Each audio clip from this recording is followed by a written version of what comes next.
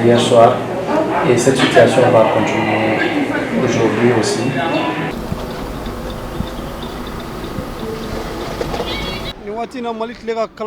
Le soleil est ardent au Mali.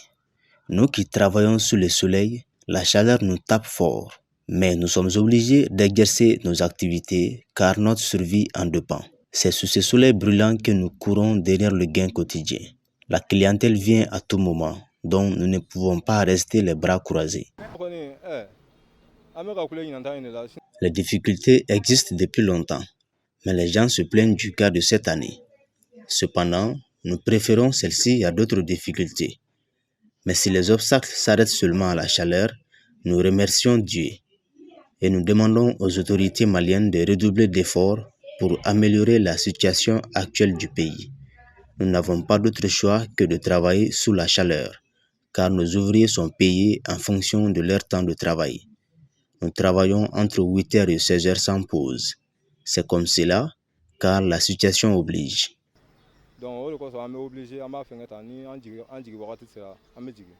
C'est une réalité que tous les pays du Sahel, c'est la bande sahélo-saharienne qui fait face maintenant à une hausse des températures.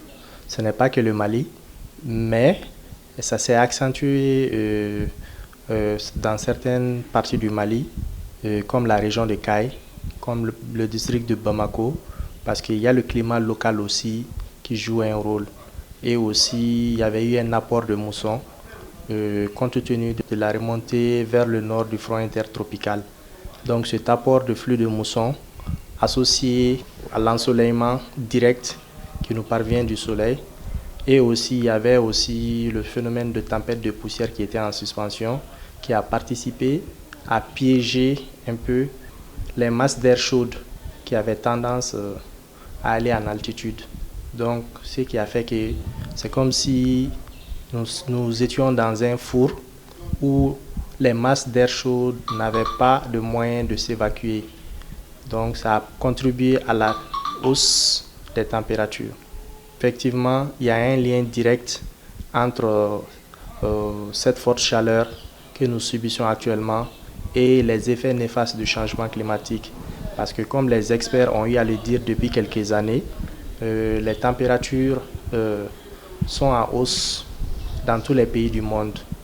L'OMM, l'Organisation météorologique mondiale même, avait classé, il y a de cela juste quelques mois, le mois de janvier 2024 comme le mois de janvier le plus chaud de l'histoire des températures des mois de janvier. Donc cela montre qu'il y a une hausse des températures, et en plus de la hausse des températures, dans le monde, nous voyons aussi d'autres phénomènes extrêmes comme les inondations. Ce fut le cas à Dubaï, comme les sécheresses qui sévissent aussi dans d'autres pays, comme dans les pays du Corne de l'Afrique.